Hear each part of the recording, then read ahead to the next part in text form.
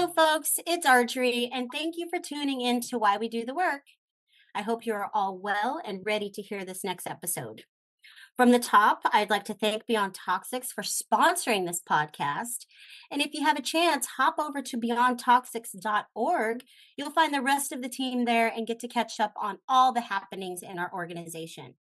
Thank you, of course, to the producer and the magic maker of this show, Crystal. Thank you, Crystal. So let's get started. Today, I have the opportunity to chat with a hero without a cape, Miss Kelly Ferguson, science and math instructor of Kalapuya High School, which is in Eugene, Oregon, and a student from Kalapuya High School, Metzly. Thank you so much, ladies, for being here with me today. Thank you so much for having us. Thank you, Arjorie. So let's get acquainted. Firstly, Kalapuya High School is in the Bethel School District, which is in West Eugene. And you all know about West Eugene because we talk about it a lot on this podcast. And so I'm super excited to chat with these two ladies here today. Because as I said many times, change starts with the youth. That's who will be here when we're gone. They are the world, and we as adults are stewards until they're ready to rule. So I'm jazzed to talk to Metzly. This is her turn, the given opportunity to raise awareness about how living in West Eugene impacts you and your schoolmates. So I'm super, super excited to talk to you, Metzly. I know that I came to your class before, and I'm sorry, I don't remember seeing you there because I was emotional because I was finally getting to do exactly what it is that I set out to do, and that's to talk to kids about living near pollution and how it can impact your life and what it can do to you and your family's livelihoods. So, standing in front of your class and talking about J.H. Baxter with kids who went to school with my daughter was very, very special to me. So, thank you for inviting me to your class. I'm going to try not to cry on this episode because this is really, it's real special to me that you're here. So, thank you. Don't be afraid to cry, though. I cry a lot. I do. So Bethel School District, you all, is the third largest school district in Lane County.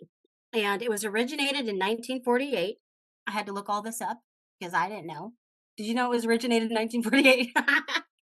So it originated in 1948. And the Bethel School District is where Willamette High School is. And Willamette High School is where my kids went to high school. And there was a whole bunch of different numbers for how many kids are in the Bethel School District. But the one that I landed on was 5,500, give or take, are in the Bethel School District. And Kalapuya High School, as I said, is in West Eugene. It's in the Bethel School District, and it opened in 2002.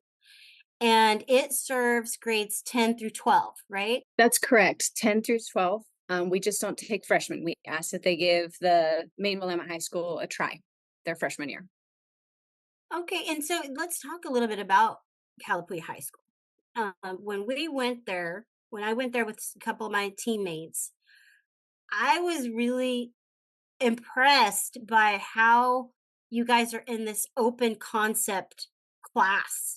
Like it's a huge, everybody's in one class, but you have your separate classes. And when I was in sixth grade was elementary school still. When I was in sixth grade, it was in elementary school. And honestly, I think it should still be in elementary school. I don't think sixth graders and eighth graders need to be in the same.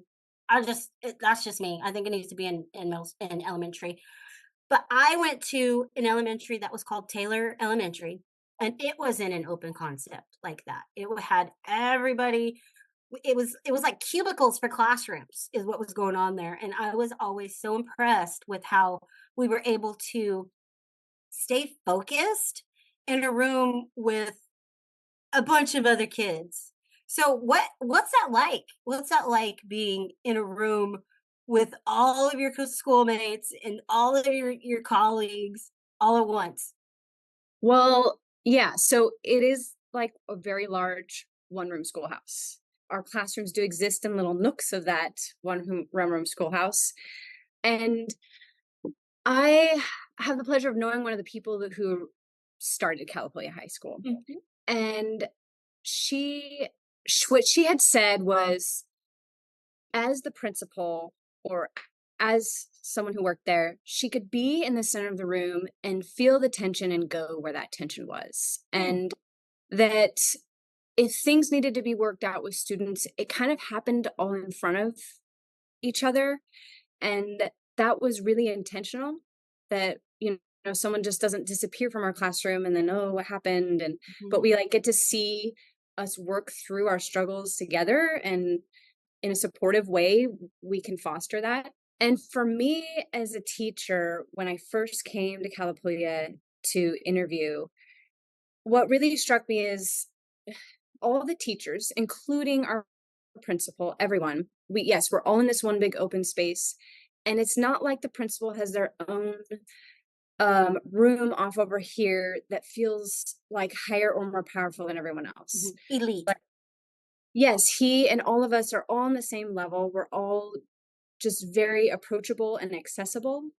And I really like that kind of disrupting that hierarchical nature that school can feel. It makes us all more personable. So yeah, and I'd love to hear Metzly's take too. Yes, it can be a little distracting sometimes with noise, and especially me as a science teacher, I'm always like burning things, and we're like tinkering and clanking things in the corner, and I'm always the teacher apologizing, like, I'm sorry I smoked us out again, or we have to work out those things. But Yeah. As a student, I remember the first day that I came to Kalapuya from my intake, I walked in and I was like, "Oh my gosh, like this is very different from any other type of school that I've ever been to." And immediately that made me feel like I was gonna have a better chance of thriving here than at any of the other schools that I have, because the way that the school is laid out makes it so, like Kelly said, it's like the principal or like a teacher can be in one room, and then they can hear the tension or feel the tension that's happening in another room, and they can go there and then act on that and act with those students, and then all of the other students in the school see that, and then they're like, okay, like we're all working through this together, we are a community. And I think that for me, my favorite part about Kalapuya is the open concept and how we are such like a tight-knit community. And though there are like things that we go through, it's still like we work it out in the ways that we can. And it's just very tight-knit. I love that. I liked it too. I thought it was, even though I'm a little bit nosy, obviously, yeah, I have a podcast, so I'm nosy. So I was a little distracted, what was going on in other people's classes. I wanted to just, I wanted to know, but I really did like being in that because everybody was together. It was all, and we didn't. It was all sixth graders. Like I was in a big, big school. I grew up in Texas, so you can imagine Texas. Everything's big. Schools are big. Everything's big. So, and you guys, is Kalapuya, is it a extension of Willamette High School? Kelly, you said you know the person who started it. Why yeah. did it start? What's up? Yeah, well, Kalapuya was always intended to be its own standalone high school, though we do mainly serve the students who aren't making it for whatever reason at Willamette. So in the beginning, the people who created Kalapuya High School were trying to recover the most at-risk youth from dropping out entirely. And all the research said that we're just not as effective at doing that in-house, like in Willamette. And these students really need to have ownership in the physical space in order for them to be invested in their education. It just really had to feel like theirs. So I think their vision was very clear. It needed to be its own building separate from Willamette in order to have the success and to address the dropout rates that they were seeing at the time. So yeah, it became an alternate education standalone high school where students can still earn their diploma. They just get a bunch of extra support and hands-on learning to do so. And I think that the small class sizes really help with that as well. And since opening, it has been very successful in doing that. That's really, really great because I struggled as a youth in high school. And a lot of that is, I have dyslexia and some other things going on that made it difficult for me. And there wasn't, when I was in high school, there weren't charter schools like that. There wasn't access to have support. Like I didn't have the best support coming from home. So I really needed to have that at school. And if I had had an opportunity to be in a school like Kalapuya, I think I would have been able to thrive a little bit more. I made it through. I did okay, but I could have done better if I had an opportunity like you have, Metzly. I could have been um, better Yeah. educated as in high school. Yeah. How many students are at Kalapuya? How many kids go there? About 100, give That's or take. great that it's not Yeah. huge. Yeah. Yeah. Yeah. And I think, speaking to what you were just talking about, Arjorie, I think another big thing is like Kalapuya, they don't have homework. And Mm, another big, research thing is that homework is just inequitable. The students who have support at home are the ones who do well with their homework. So I think that piece is really big. And I think for parents and their students, if you think about it, you get home and you're fighting with your kid to get homework done. And I think it changes the conversation at home to like, we don't have to think about homework. How can we connect in another way yeah. and in a more positive way? And I really think that it's just better for home life all around and specifically for working class families. Yeah. I mean, I'm imagining how some of the kids had to, how their education was impacted by COVID because, suddenly everybody was online and I'm not a teacher, so I was like, it took me a long time to get comfortable with that. And luckily, my girls were okay. But there's a lot of kids who, they didn't thrive during that time. And I don't think I would have myself either. So I'm glad that there's Kalapuya. It's a necessary stage and place for kids that want to do better and have dreams to do better and just need a little bit more support. So Absolutely. do you know why Bethel is its own school district? Like, what is the reason? Because to me, that is separating West Eugene from the rest of Eugene, which is the whole conversation that we're having all the time about West Eugene is that it's separated. So much so that the kids are in their own school district. And it's weird to me. I never could understand why it's like that. Well, I'm pretty sure that Bethel School District was a consolidation of a bunch of rural school districts like Irving, Clear Lake, like a lot of them. I think as many as 12 different Oh, school districts. And it's because it was really rural out here. But, also knowing a bit of history about Eugene, and this is the area where the Black community was forcibly moved to. So segregation is also an underpinning in how the districts were formed, I'm sure, historically. And we're just the inheritance of that. So that and just people who lived rurally out here, right? So I don't know why it's separate from 4J.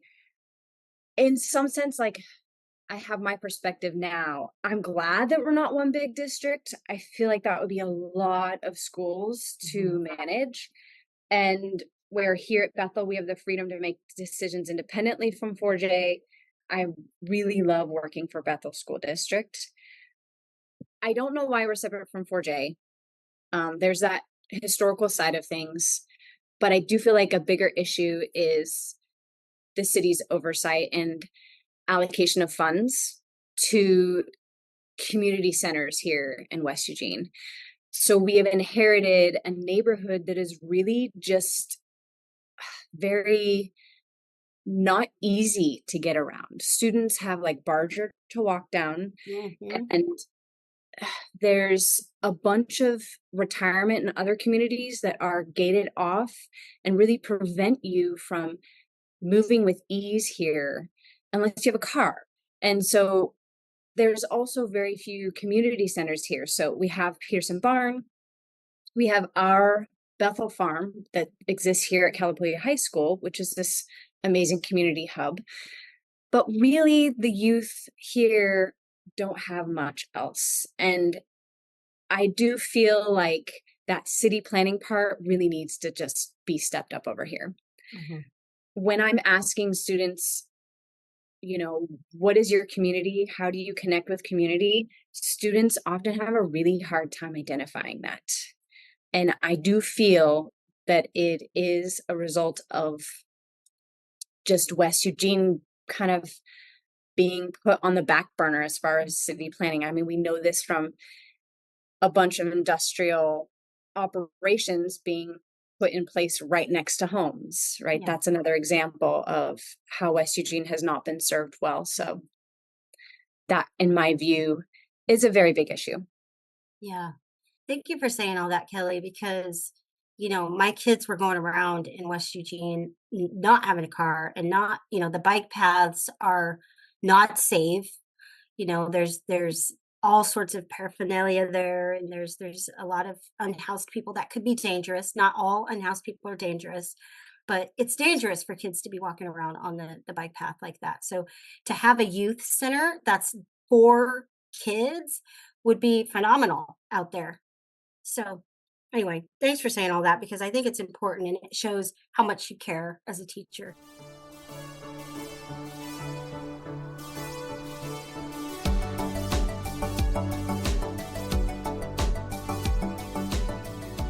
So Kelly, you were involved in the Northwest Teaching for Social Justice Conference in 2022. Can you tell me about that and how that made it so that we met? How did Beyond Toxics and you connect during that? Well, myself and Lisa Arkin, Sarah Stapleton, and Katie Jacobson from the U of O Department of Education put together a conference workshop to try to get our environmental justice curriculum centered around the problem of industrial pollutants in West Eugene out there, so other Oregonian schools and teachers would have access to it. So we were offering it as an open curriculum for them to use. Mm-hmm. But really, all of us were connected much earlier than that, actually, much earlier than the conference. I was just very fortunate to have been in the right place at the right time.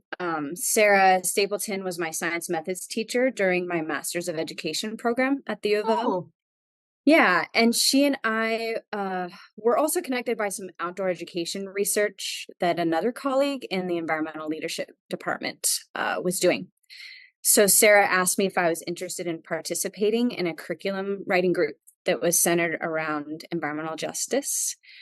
This group, as I would later learn, was a collaboration between Beyond Toxics and a bunch of science and social studies teachers. So we set out to create a curriculum based on the problem of industrial pollutants, specifically in West Eugene, and specifically related to the case study of J.H. Baxter. mm-hmm. Is that when you first found out about J.H. Baxter? That's right. That was the first time I ever heard about it, was at this curriculum writing retreat we had. Yeah, and what did you think when you found out where you were teaching? Shock and disbelief. We learned about you, Arjorie, and your daughter, and we learned about how people had been negatively impacted, and it just hit me like a ton of bricks. Like, I was a brand new teacher at Kalapuya at that time, and whoa, this is directly affecting my students. And that part, it became really apparent to me that I needed to take this up in earnest. Oh, I love that. I mean, it's sad. The situation is very sad, especially my daughter and all that. And not that I'm making light of it, but the situation is sad. But it gave you not a purpose, because being a teacher, I feel like, is fulfilling some of that. But being able to help do something about and bring education to what's going on with your students personally, I think is pretty amazing. So, which brings me to when we were talking about you and Metzly being on the show, you had mentioned something about a social and emotional piece of the lesson. What did you mean by that? Just like learning about any climate change subject, immersing ourselves in environmental justice can be a heavy emotional burden. A lot of those feelings, whatever they might be, anger, frustration, sadness, often come from a place of helplessness. Mm-hmm. Like, I'm just one person. What can I do about it? So it's really important that we balance these lessons for the students with tangible things they can do. And I believe it starts with, what is our community? Who are our people? And for us all to realize that fixing environmental justice and climate issues comes down to how we treat each other. So I think that is something tangible and that my students can identify with. And that is kind of the building block that we built from. It's also the anecdote to all that big, scary stuff. Mm-hmm. Is anchoring back to how can we help others? What can we do? Yeah. It's amazing to me that you're able to balance that by being a mom, but also being their teacher, to be able to balance that social and emotional piece of your own. Because it's, I mean, I'm sure you're connected and feel protective of your kiddos in your classroom. So I know that it's probably difficult for you to juggle that social and emotional piece as a mom. And speaking of which, as a mom, do your kids know what's happening where their mommy teaches? Do they know that mommy goes to school where it's polluted? Um, well, my children are 6 and 9, and I sort of adhere to this rule of no disasters before like fourth or fifth grade. Yeah. That said, when they ask about my students' artwork, and we're able to have a discussion about the fact that my students are getting sick from pollution in their neighborhood. And my own children, they're quick to relate that to the industry they see in their own neighborhood, like right across town in Springfield where we live. So they know that, they understand on some level, but I'm careful to not burden them so young. Yeah, and not make it scary, like, "Oh, Right. no, he's going to work," like, scared for you to go to work. Do you think that, this lesson, this environmental justice lesson is something that you will like, is it gonna be part of your curriculum moving forward? Is there always gonna be this piece of environmental justice in your teaching? Yeah, absolutely. Environmental justice will always be an important part of my curriculum, especially because it's such an important topic that's talked about daily on the news. Mhm. And students need to be able to weed through that information and make their own informed decisions about how they vote, where they live. Also, I think part of the pedagogical mindset in teaching about any environmental issue is that we must first anchor ourselves and our students into things that they care about close to home Mm. before we can ask them to care about things that are far away, like the rainforest. Yeah. So I've read the research and understood all along that it's something I needed to plan for and make part of my curriculum. I feel that having students research problems that are close to home is really important for informing bigger global scale issues, and these nationwide things that we might vote on. Yeah. And to take that information home too, to their families who might not know Absolutely. what's going on. Absolutely. Yeah. Yeah. Which slides me over here to you, Metzly. It's your turn, girl. Yay. So, hey, what grade are you in?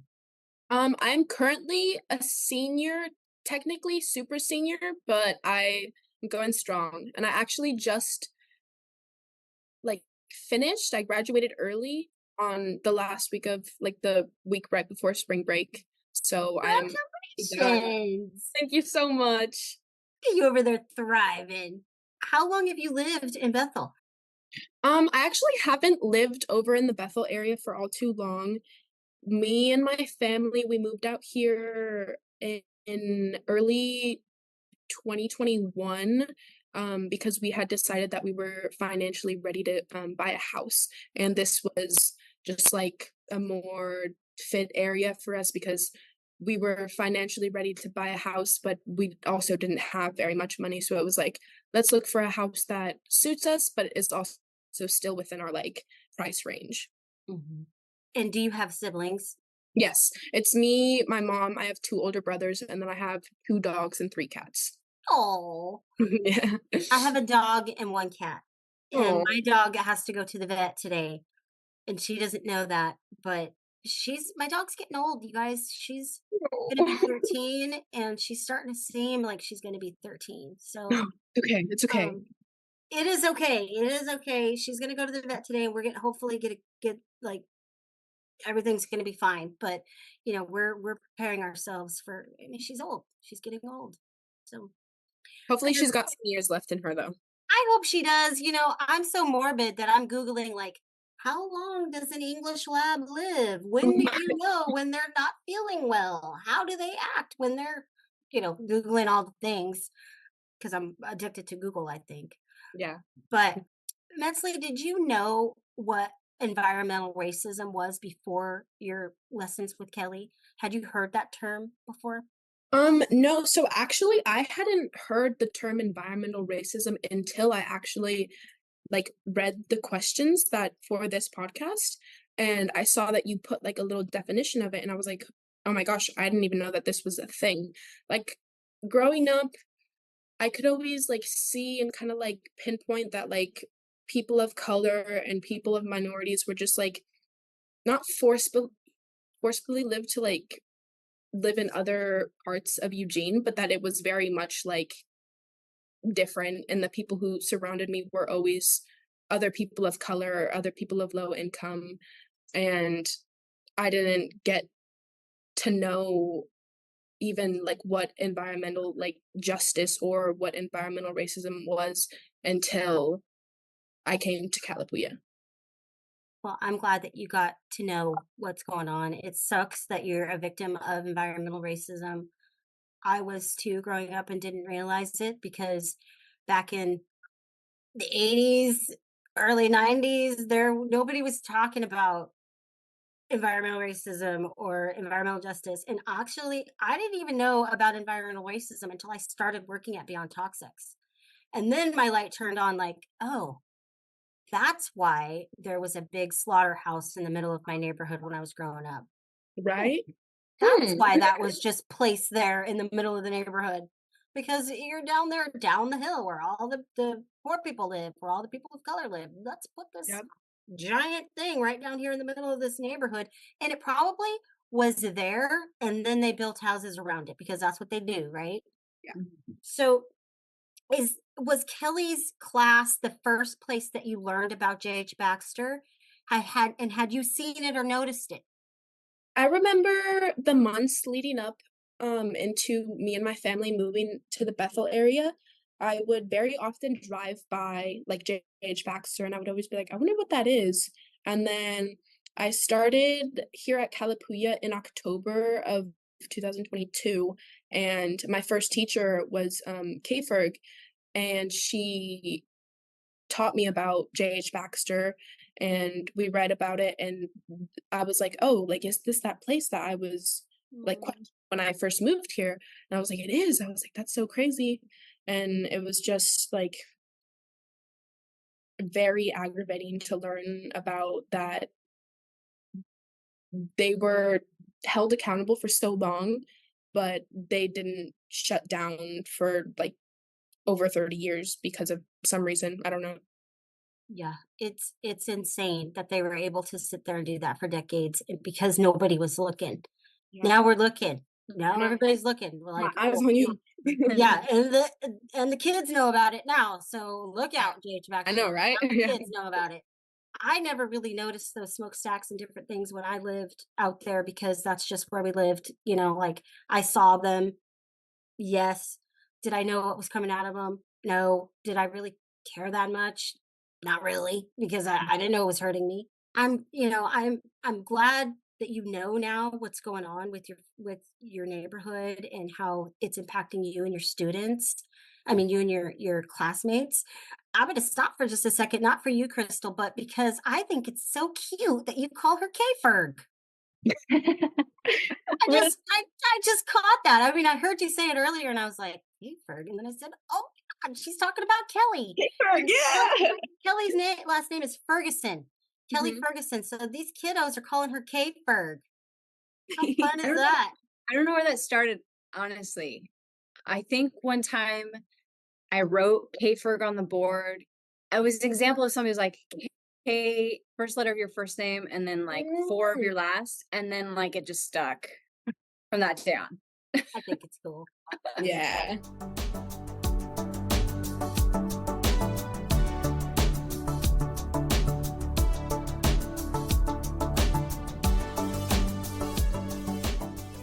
So, Metzly, you did a really awesome piece of art for the art walk.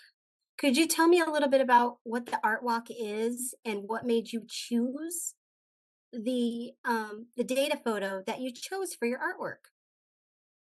Um, so the first Friday art walks that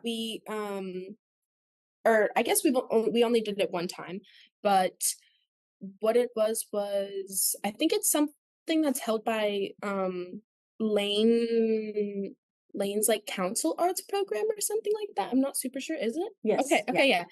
And I remember the first one that we did, it was held at Sparks on 7th, and it was mainly just like us getting the opportunity to share the work that we did and to have our voices and our like emotions heard.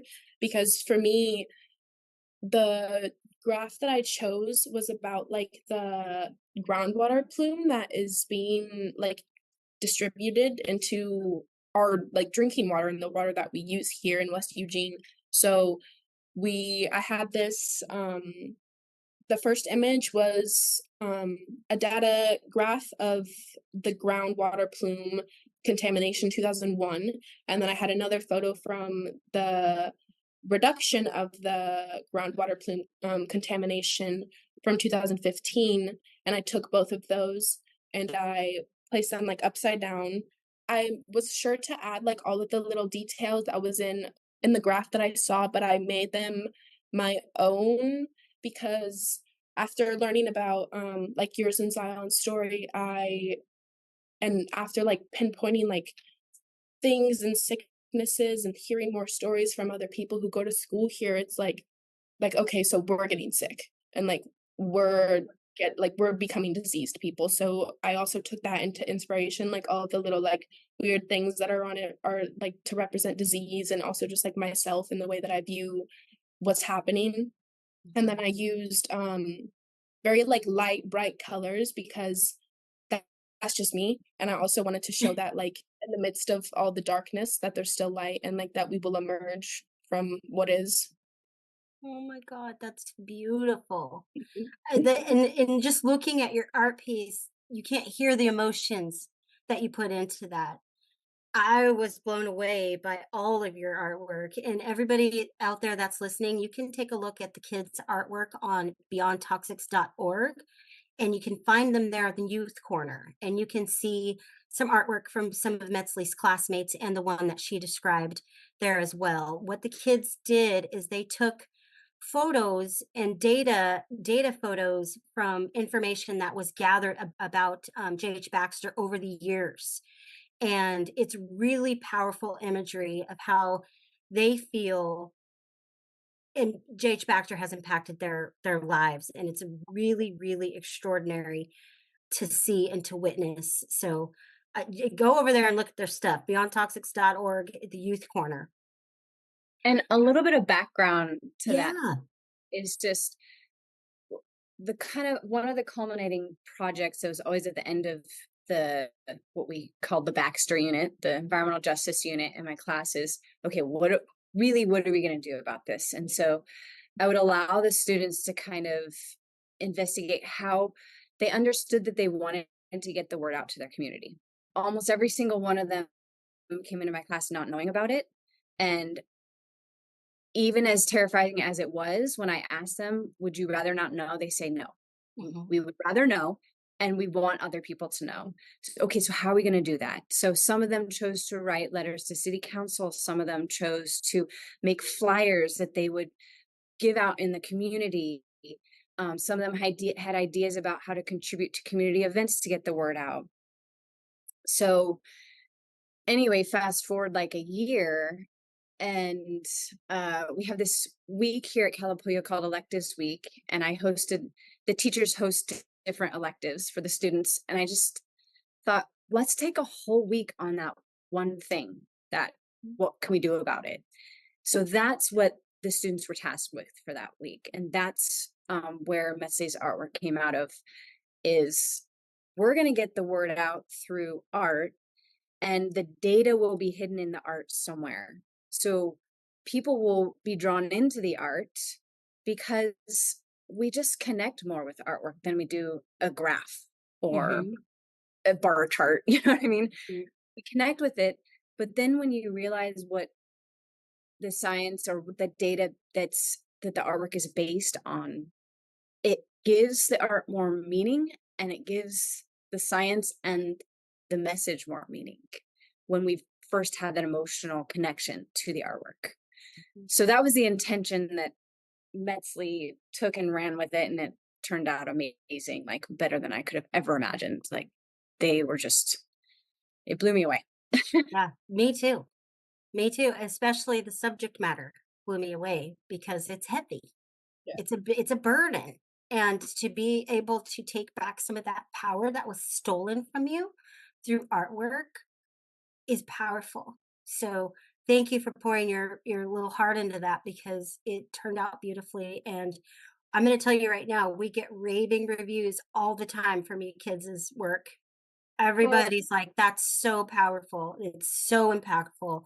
They did such a great job. So just know that you're getting kudos that you don't even know about because I'm everybody's glad seeing to it. know. Yeah, it's doing what it's doing what you wanted it to do. Job well done. Yeah, it's doing it.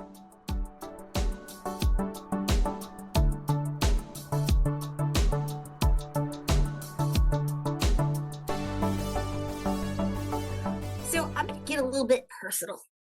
We're going to talk about sickness. Mhm. You know my story. Mhm.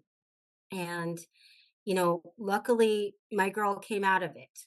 She persevered. She's in college now. She's going to OSU. She's rocking it. But everybody doesn't have that. Everybody doesn't get that.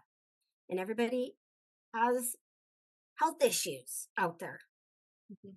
Do you feel comfortable telling me any kind of issues that you might have? Before I moved to this area, I was a very like healthy child. I never had like any diagnosis, and I would only ever go to the doctor if I was doing like a checkup or if I had gotten like just like randomly sick from the flu or needed to go like ER or something. But after learning about J.H. Baxter and after hearing your story and Zion's story, and hearing just like more and more from the students that live in my community and that go to my school, I like started to think about it, and I was like thinking for a while, trying to pinpoint like my story and like the process of me moving here and when it happened and what happened between. And I like finally came to the conclusion like just a couple months ago that I'm pretty sure within the first 5 months of me and my family moving to the Bethel area that I was diagnosed with asthma because of that.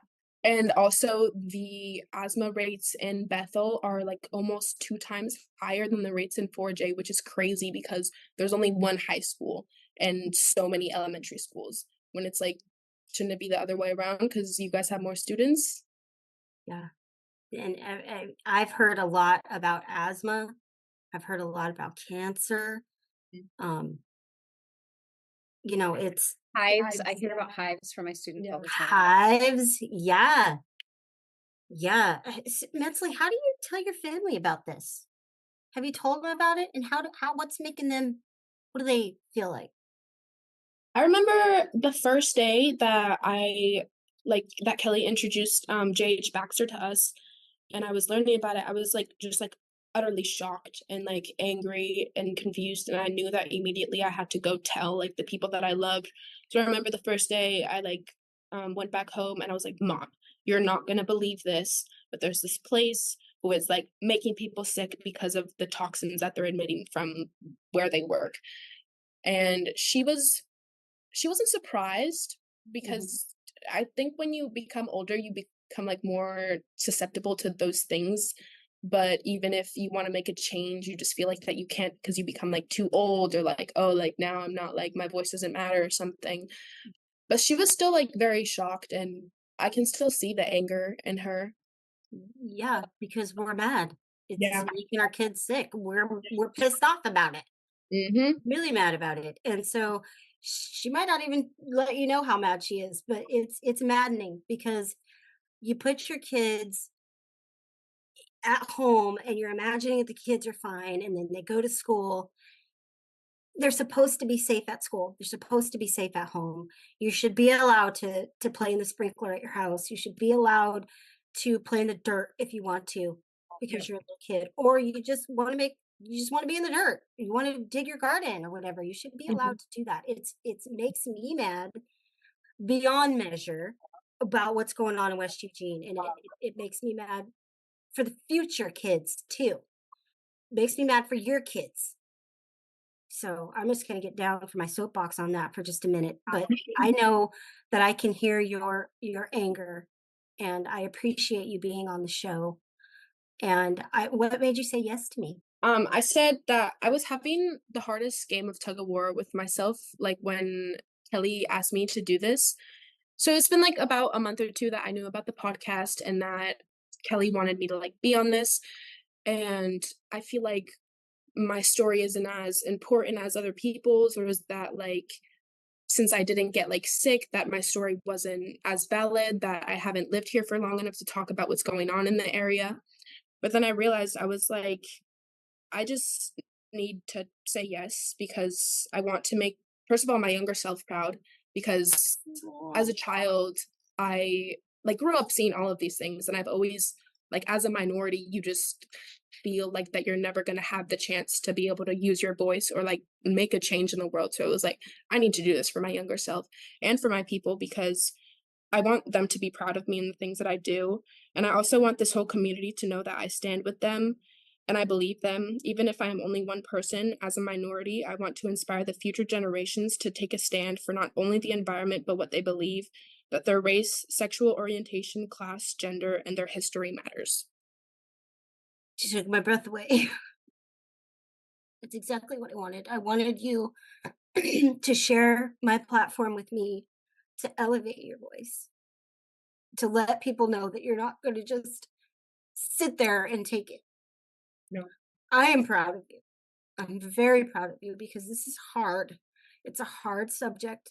You're getting into emotions, you're getting into feelings, and you're on the spot. I'm asking you a bunch of questions. So it's intimidating, and you didn't allow that. And that's what's going to get you through all this is knowing that you cannot be intimidated and you cannot be shut down. That's what's going to get you through it. That's what's going to get you through it, your family through it, your classmates through it. Your voice is powerful.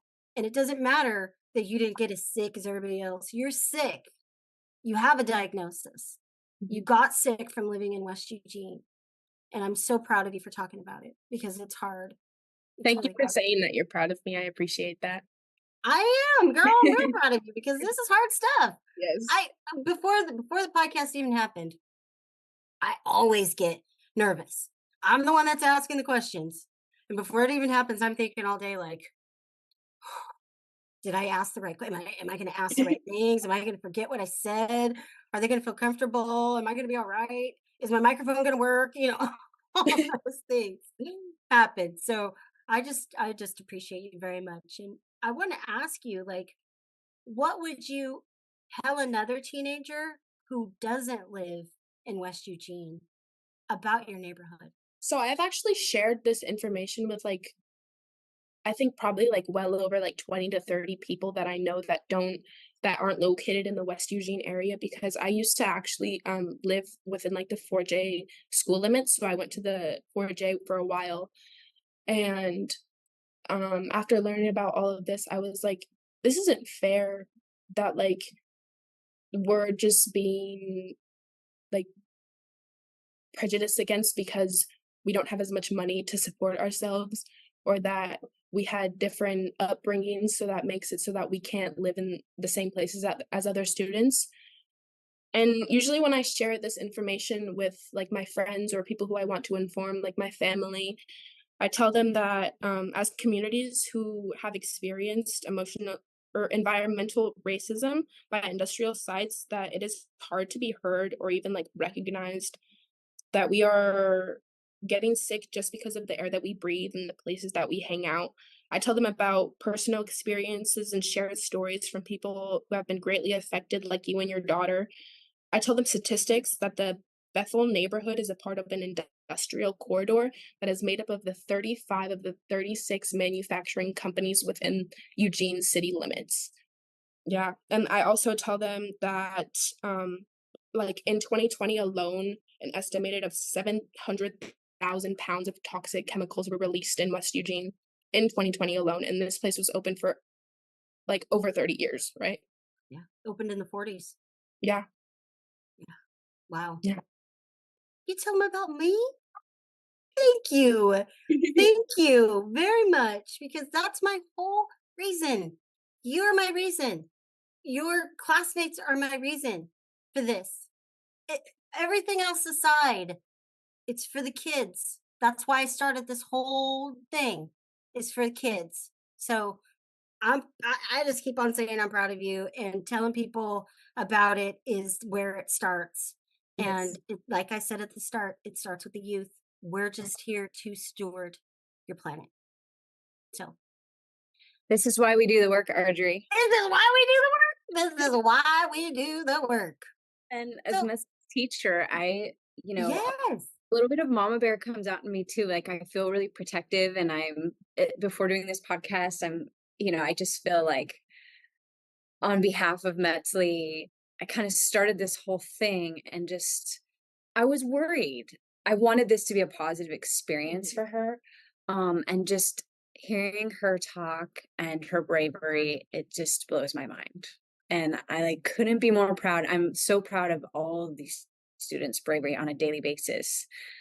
Metzly, you just have such a beautiful perspective on life. And I'm so glad that it's your voice that everyone's hearing. Thank you guys so much for this opportunity. I don't even know how grateful I am for this. Well, heck yeah. You could be back anytime you want. No problem. So, ladies, this is a question for both of you. We've had a conversation with Kelly, we've had a conversation with Metzly, a little bit thrown in here, there, and there. But this is a question for both of you guys. Where would you like to see the Bethel School District in the next few years? Let's say the next 5 years. You'll be gone from Kalapuya. Kelly, you'll still be there. What do you guys want to see? Well, I think I was speaking to that a little bit before when I was talking about the city and the rest of Eugene stepping up for this community. And that means doing more for our youth, doing more for community. Really, unless you're someone who has perhaps a strong church community in this area, or sports team, or there's just really isn't much here. And I really want to see the city and the people of Eugene proper step up for our youth. So to me, that would look like more community centers, maybe, more youth programs, more funds funneled into programs that are located here, right? That are accessible. I realize that there are programs in downtown Eugene, but the reality is that A, people here don't know about it, and B, like, how do we get them there? Yeah. There's no accessibility. There needs to be some place that you can just walk up the street with a group of friends and go to a youth center, or go to a program that buses you out to the snow for the day, or something fun for kids. There's nothing in West Eugene, and that's not fair. So thank you for saying that, Kelly. What about you, Metzly? I think my views for what I hope Bethel to be within the next like 5 to 10 years is very similar to Kay Ferg. She was talking about how here in West Eugene we don't have very many like community places or things where we can just like show up and feel welcomed. And from my experience, all in like the east side of Eugene, there's like kids sports and like these after school programs that you can go to, so that you can like for me, when I was younger, I used to go to after school programs because my mother would work late and I wouldn't be able to go home like by myself. And there's like nothing like that here. So kids are very often just left to go fend for themselves when they're not even old enough to. And I really hope that we can just like keep doing what we're doing, holding more people accountable and recognizing what's going on through learning, through artwork. And like I really hope that Kalapuya gives many more students the option and the opportunity to use their voice and be heard. Awesome. This has been a really great conversation. I'm like, it's probably gonna be my favorite just because it's my purpose. You're Yeah. my purpose. So thank you for being on my show. Thank you so much for having me. Yes, Kelly and Metzly, thank you both for being here with me today. Your voices are the voices of the future, and I feel blessed to have been able to talk to both of you today about West Eugene, about your lives, about how it feels to live out there, teach out there, who you're talking to about it. I think it's really awesome. So again, I am Arjorie. Thank you for listening to Why We Do the Work. I'll talk to you next time. Bye-bye.